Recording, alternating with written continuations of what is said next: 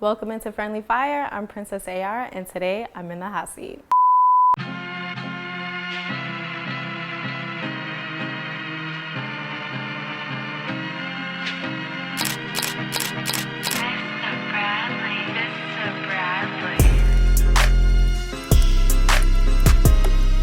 Yo, what's good, y'all? Welcome in to the final episode of season 3 of Friendlyfire. We're super excited to have this current guest on here. This is like a sister to me, and it's again, it's like family in the building. I feel like that's definitely been the theme of this season, so we're excited to have that going on.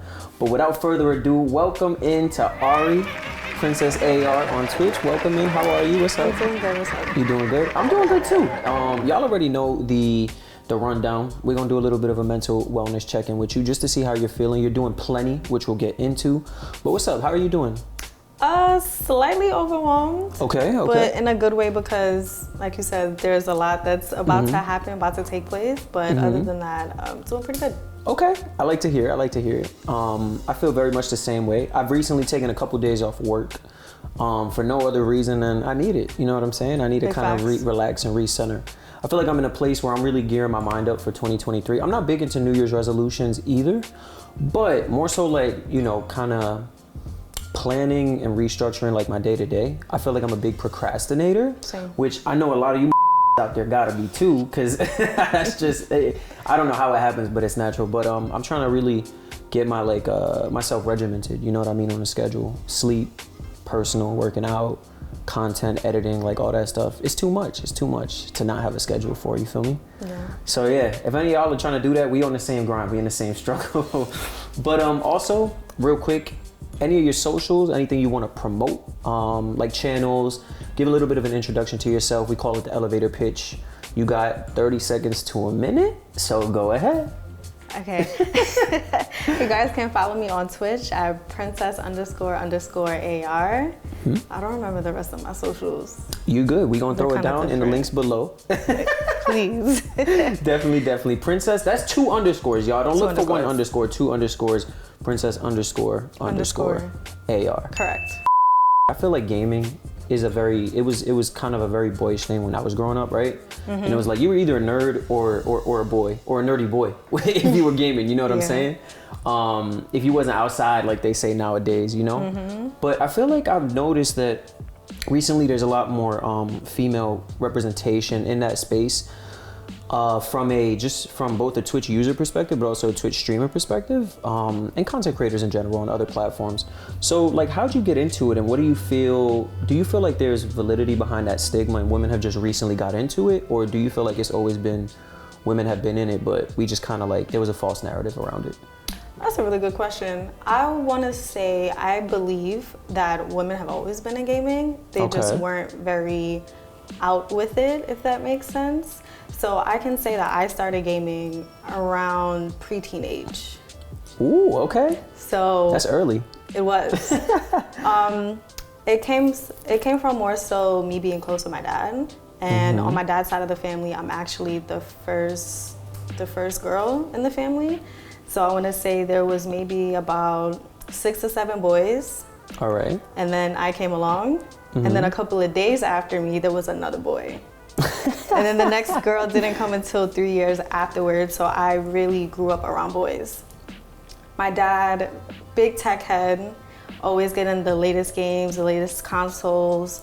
So that's what I grew up. That's what I grew up doing. What'd you grow up playing? A little bit of Nintendo 64, PlayStation for sure, but those two consoles for a fact. For sure. I want to say I started shooters maybe around 12, 13. My first shooter was Warhawk. It was a third-person shooter game. I remember Warhawk. That was a game that kind of got me into a little bit of everything. That's a classic. Yeah, I started doing game battles from that game and was very heavily into that community. Okay. So that's when I started. And I actually wanted to start streaming from that time. There were a couple of guys I used to play with that they were on YouTube. But me being young, it was 5 of us in an apartment in East Flatbush. So I didn't want to, put that kind of financial burden on my parents. So I never asked for it. Never asked for a capture card, so I just kind of let it go. any little videos that I did have on YouTube from like back then kind of had like a book or something on the table and would kind of like press your phone against it and would record the TV. Yeah. That's how we did it back in the day. Oh man. But how I got into streaming, almost like 2 years ago, and the crew that I was like running Call of Duty with, they were like, yo, you should stream. Okay. And I was like, wait a minute, that's still a thing? Because it completely slipped my mind for all of those years. And he was like, yeah, it's definitely grown. Right. So I was like, okay, because that's crazy. I wanted to do that from a long time ago. So they convinced me to do it and we picked up from them. That's what's up. That's actually super interesting because I really never knew about streaming before. I would say I probably found out about like content creation and gaming, and I've mentioned them before, but like Dash EXP and Corey Kenshin and them, I probably found them around, probably like 2016. So that was pretty, that was pretty late on. Like it was after high school, to be honest. Like it was probably like college time when I was home more, because again, I was away for like high school. I was playing sports and like doing all that kind of stuff, and I wasn't really home. So it's actually really interesting that you knew about content creation from that age, because I had no idea that was around. And so I saw them and I was like, oh wait, this is like super dope. Like people actually playing games and making videos off of this, and this comedy and all of this kind of goes into it. So for you to be aware of that, I feel like is some, that early, I haven't really heard of that before. Do you feel like your brothers got you into that, or like the boys who are around you from the family? Or did you just know about it on your own? I'm sorry. I think I knew about it just from the guys that I was playing the game with. Yeah, okay. Because they were about, if I was like a preteen, they were maybe in like their mid-20s by then. Oh, you were playing with older folk. I got you. Yeah, so nice. They knew about everything. I don't want to say streaming per se, but I think it was more so like offline content. Yeah, they would just record, maybe do edits, and then they would post on YouTube. Yeah, it definitely wasn't to the point where it is today with like social media and TikTok, and you got so many different platforms that you can stream on. I feel like it was a very, like it was pretty much YouTube back then. You know what it really was. Because damn, when we were preteens, you had maybe MySpace. Bebo, yeah. And if not, you was using like AIM, like what was it, AOL Instant Messaging? Yeah, nah, those were the dark days. I'm telling you right now, we come a long way. You are part of the first wave of Daredevils. So if y'all don't know what Daredevils is, Daredrops, which is I feel like relatively new, up and coming, but well established in the gaming industry. And I'll let you give the introduction to Daredrops as a brand ambassador. But you're part of the first wave of Daredevils. Yes. And just like what do you feel like you want to get out of that relationship, and how do you feel like a creator and a brand mutually benefit from one another? I think is an interesting thing for up and coming creators, especially. I would love to get more growth, which is what I'm looking for. We actually just had a private seminar where the community manager went through our TikToks and was helping us as far as like creating content for TikTok specifically. Went through all of our TikToks, went through trends that they saw and what we can do to kind of take it to the next level, which is what I appreciate. I kind of already benefited from that piece of advice beforehand. There was a video that I posted maybe at the beginning of the year, and it was a very random moment. I was playing Warzone with a couple little boys, and his apartment got broken into accidentally and caught everything on mic.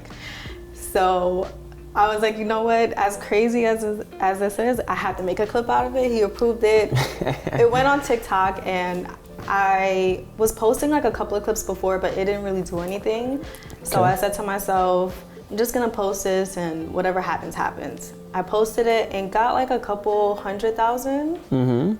The community manager saw the TikTok after we had already became acquainted, and he said, I think we could take this clip and we could take it to the next level. I think it could go more viral than it already went. Right. And he tweaked it a bit. I think he just shortened it. He added subtitles and then just added some music at the end of the clip. Like very small, minor things. Yes. I posted it, and as of right now, it's at like 8.2 million views. Sheesh. Which is crazy. Right. Get out of my fucking room. Are you Hold on one second. Where the fuck is my shit? Where's all of my stuff? My lease is until the end of February. What floor were you on? 4 Rs. 3. I am so sorry. I'm so sorry. But the little bit of advice that he gave and did took off. So I think as far as like brands and creators, I think it should be a both equal give and take. We bring more creators or more viewers to your brand. Right. We also get a little bit of exposure ourselves, but we also take some growth with us. We learn a couple of things. We should learn how a partnership should be. I think a lot of other brands, and I think it's more with affiliateship, you can see how easy it is for creators to get taken advantage of, in a sense. Yeah, that's a really good point. So how do you go into a I think it's similar to, like, if you think about job interviews, right? In a sense, you got to know your worth when you go into a room, right? You can't let anybody dictate your worth to you. Take notes, y'all. You can't let people dictate your worth. You know, you got to go in there having an idea around market, who you are, what you offer, what you provide, right? And be confident in yourself. Do you feel like it's a similar dynamic when you're like negotiating or deciding between, you know, partnerships with different brands? absolutely, and definitely don't settle for less. Since I blew up on TikTok, I have like a separate email for anything brand-wise. Like if any brands want to reach out to me to work with me, they can do that. And I've gotten a couple of emails and they were like, hey, we want to send you some products for you to do 2 or 3 TikTok videos. Sure. No compensation. The compensation is the free products. And as a brand, if you're the number one, if you're claiming to be like the number one company for this specific product, you should have enough in your budget. There should be a to budget. pay No, me. that's facts. You're absolutely right. Not the compensation be free products. If you have enough money to make all these products in bulk, you should be able to pay the creator to put your brand out there. Preach. You on it. You know? I know, I believe it. I'm also laughing because Ari dogs me out every day about putting my email in my Twitch. And I still If you're a creator, get an email, put it in every bio of every social media link possible. Please. It's very true. And I got to take notes too because I haven't done it. So I got to go do that shit after this interview. But no, it's a great point. And I really like what you said about the relationship being something where, number one, knowing your worth, right? Not taking free product as compensation, because it's not compensation. You know, these brands should have to pay for promotion. I mean, they pay for marketing, right? There's budgets in marketing. There's budgets in, you know, everything like that. So it should be no different between a creator. And if they're reaching out to you, it's because they see something in you, so they value you to a degree, right? And well, if they don't pay you, then we see they don't value you, right? I think that's definitely a good point. And also, on top of that, to focus on just the mutually beneficial part, I really like that. I think a lot of people early on in their content careers go into relationships where they're just excited to have a partnership, and they don't really do their due diligence or their research or really know what they want out of the relationship is the most important thing, you know? You want growth. You want that sort of, that Daredrops provide you with that, right? While you provide them with, obviously, exposure. And that right there, I think, is the most crucial part. Because if you go into a negotiation not knowing what do you want, then what are you negotiating, right? If you're just excited to be there, then you're not going to get anything out of the relationship. So I think it's a really good point. And I think also one of the things that I admire most about, and we've spoken about this before, but what you've told me about Daredrops is that personal touch, right? Having access to someone. I think with us on Friendlyfire, I mean, it's me and Carl. Me and Carl ain't got nobody right now other than us. And some of that is like, you know, how do we optimize the algorithms, right? How do we optimize the content? How do we put out great content, right? And we go through trial and error and we continue to try and do different things. But when you have someone who understands those trends, who understands the science behind it, and then you have that personal access to them, I think that's pretty special too. So shouts out to you, shouts out to Daredrops. It seems like it's a lot to look forward to. I'm excited about it. I'm definitely excited about it. I am too. On that note, and you touched on it, which is, I love it, the TikTok. You blew up 8.2 mil. It was like 1.7 million likes or something like that. I think a little bit more than that. Okay. I have to double check again. Yeah, 1.7 mil, 1.9 mil, something like that. Regardless, that is a point in content that not a lot of people hit. And when I mean not a lot of people, I mean damn near nobody, okay? That is like the top of the top. 8 million views is that's a lot. And I'm interested because I love to see that, right? Like we always kind of use this moniker about like, it just takes one, right? Yeah. And there's some truth in that, but there's also some non-truths in that, you know what I mean? And what I mean is, so when you hit that point, right? Where do you go from there in terms of how you carry that momentum into the rest of your content, right? Whether that's strictly on TikTok, right? So understanding that high, not every video is gonna bang for 8 million, right? That's, I mean, like Morph said on the last episode, don't try to go viral. That is not the science to this thing. That's not what you do, because it's very, very difficult. But when you do go viral, right? How do you carry that momentum through? And then especially when you're going into another platform, how do you think you translate TikTok viewers into Twitch viewers, if that's where you want to spend most of your time? That's a very funny question that you asked. I didn't keep up with the momentum. Okay. When the video was going viral, I was actually in Tampa for my nephew's first birthday. So I wasn't near my PC, I wasn't near anything to take advantage of all of the traffic that was going on my page. But when it was taking off, I was getting severely overwhelmed. Okay. I actually wanted it to stop. The notifications were blowing up on my phone, and I was just sitting there like, this is a lot. I think I wasn't ready for that viral moment yet, truth be told.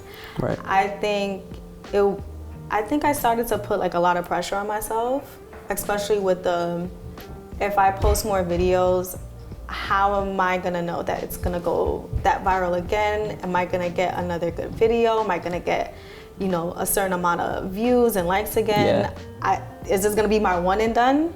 So I just started putting a lot of pressure on myself, and I actually didn't post or create anything for like weeks after that, because I was just so in my head about it that I didn't take advantage of like the traffic that was coming on my page. I did see from that video, I did get quite a couple of followers on Twitch. It did increase quite a bit, which was great. There was a couple of people that commented and say, hey, I followed you from the TikTok. So I'm like, okay, that's pretty cool. But I did not keep up with the momentum at all. Which I think it's a good teaching and a learning point, right? Because a lot of people think they want some, and then you get that and you don't know what to do. Yeah. I mean, like, we're literally talking about millions. We're not talking about hundreds of notifications or likes or, you know what I mean, comments even. Because I think I looked and there's like probably like 100,000 comments on there too. You know what I'm saying? So it's this mass sort of like consumption. You know what I mean? Those comments were actually after I deleted some. I had to block and delete a couple of people. Right. It's funny, a lot of people took that situation to try to make a joke about women. So I had to shut all of that down. Yeah. Coming back full circle. I had to shut all of that down. I don't know if it was like a meme, but it was kind of like a women. Right. Making mistakes or thinking that they know everything. It was like one of those like kind of sarcastic comments.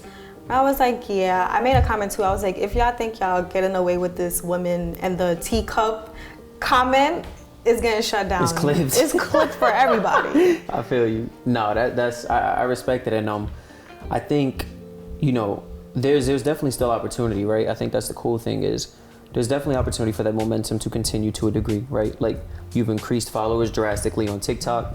You have that base now of like an audience who at least are gonna view the content, who it'll be pushed out to, and I'm excited to see what comes. I think in a lot of instances, like we all new to this to a degree, you know what I mean? It's not like when this comes along, it's not like you know what to do with it. Especially if it comes along to that degree of like where you go from 100 or whatever to 1 million, like there's no way to prepare for that, you know what I mean? But no, I think I'm super excited, and more of like a congratulations to you, because shit, ain't nobody get to do that, so I love it. Thank you. Shout out to you for 8.2 mil on TikTok, and I think TikTok's interesting because I was talking about this with Morph too. You guys will be familiar on the last episode. We live in a society where with technology, with social media, is so much easier, not easier in terms of everybody does it, but it's so much more likely that content can go viral. I mean, I think I'm a boomer now because part of me, I'm not trying to be ageist, but look, the content that makes it now, I don't even get it. Like, I just be seeing videos of random stuff and they got 190,000 likes and I'm like, what is this, bruh? Like, there's just no way. So shouts out to any of y'all who get the algorithm. Like, y'all doing y'all thing, but I might have to retire this, man. I gotta be honest, because ain't no way. And also, I like what you said about dealing with the negativity, because that was one of my questions too, is as you grow, naturally, you're gonna get more negativity, right? There's more exposure. So there's more positive and there's more negative. And being able to cope with that, I think, is a big thing. Knowing like your process, whether that's just deleting it, whether that's engaging it in a positive light, educationally, whatever it is, I'm glad you're able to deal with that, because I mean, for men, but shit, imagine for women, like you said, you know, just that negativity is tremendous and it can be overwhelming sometimes. And I know some people out there will be familiar with sort of what that feels like, regardless of the scale.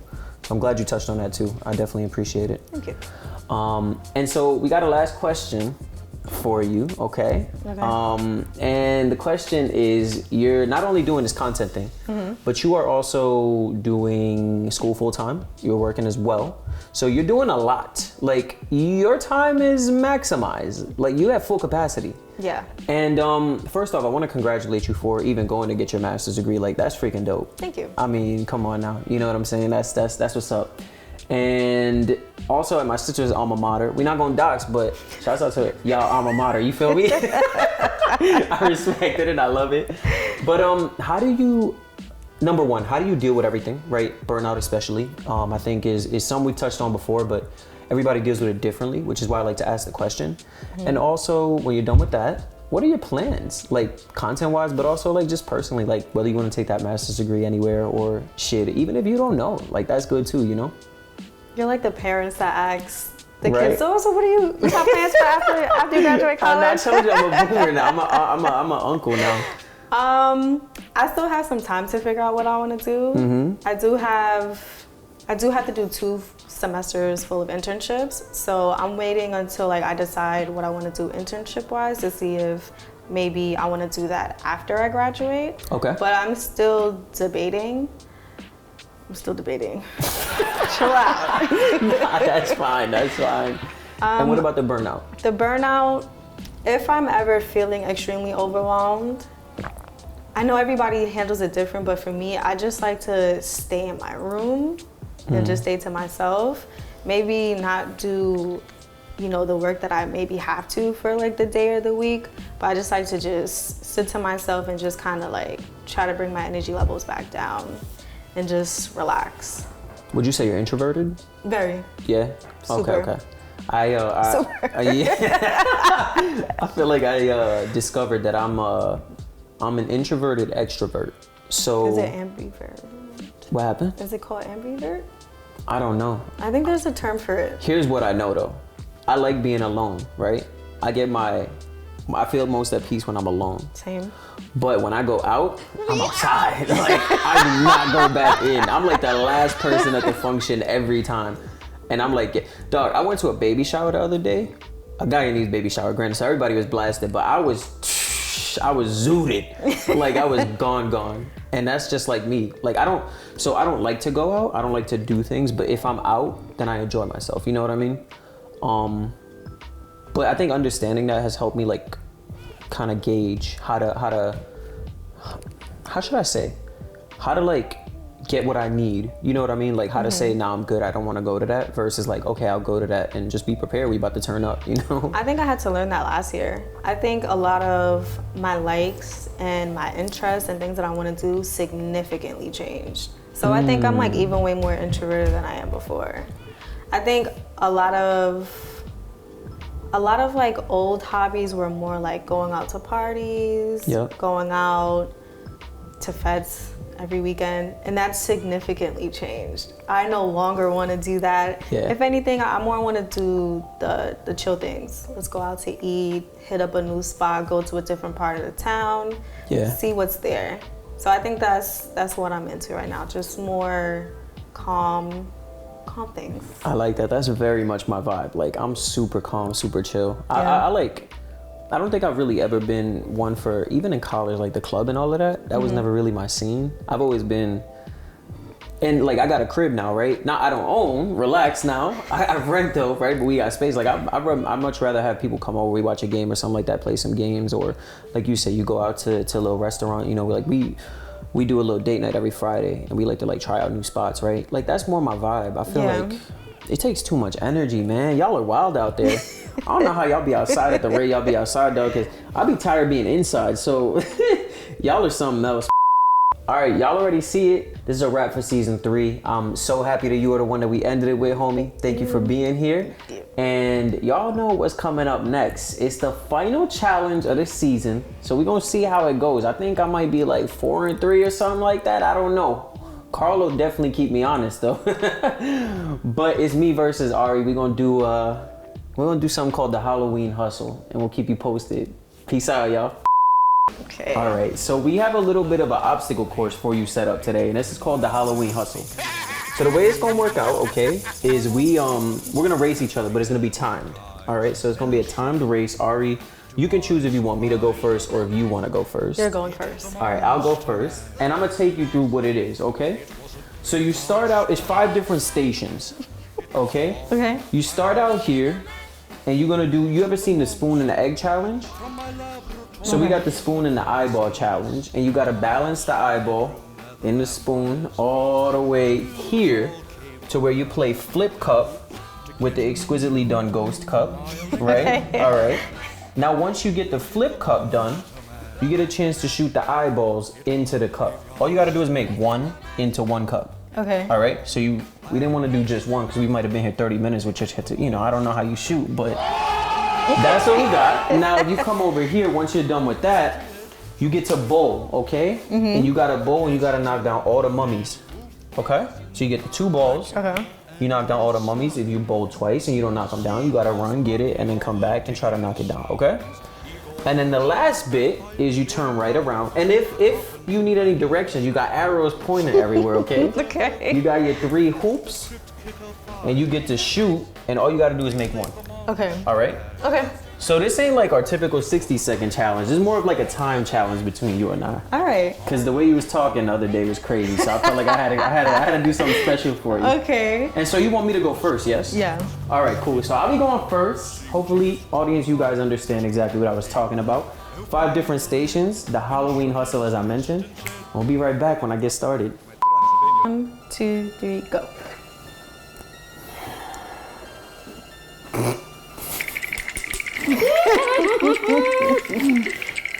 Alright, we good. That's done. Flip cup now. Nah, you're wildin'. Yes, let's get it. Try again. All right. Try again. Try Nah, again. bro, these don't bounce like the ping pong balls do. Way Oh my god, bro. Over it. off again. My shot broke as hell. Oh.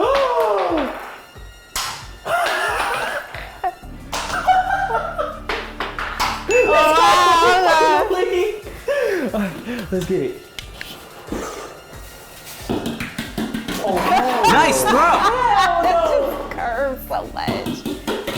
Nice throw. bro, what is this? All right, let's go. We gotta get them all down on this one. Nice throw. All right, bro, ain't no way. This is cat.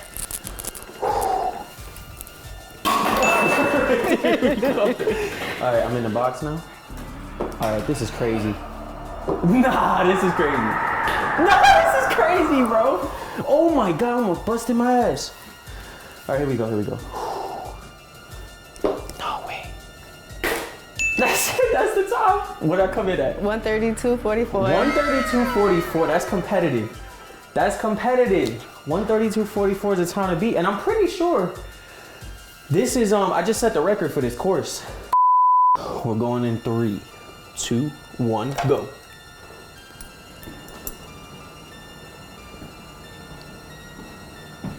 Nah, her shit not trembling like mine, bro. Try again. Try again. Try again. There's no way. Okay. Ain't no way. That one. Ain't no freaking way. I'm knocking out everything.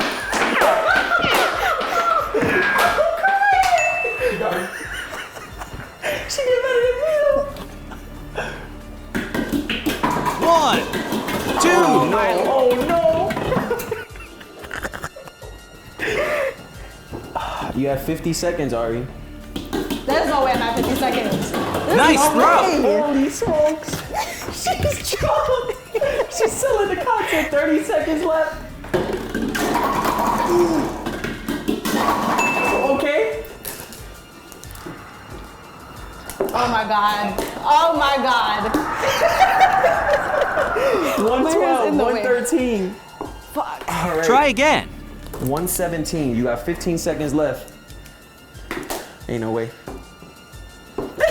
Try again. You got 8 seconds left. No. 7, 6, 5, 4, 3, 2. That shit is over. Woo! Damn it. Here. The bowling. The bowling was close. You did your thing, though. You did your thing. I appreciate you. Not the eyeball. Oh my Not the god. eyeball. Not the eyeball.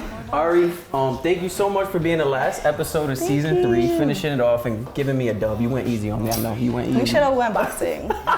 We'll do it next time. We'll have you come on again for a boxing edition. But yo, y'all already see it. It's a wrap for season 3. We're gonna come back with season 4. It's gonna be just as good. Ari, thank you so much. Thank you. Peace out, y'all. Until next season. Later.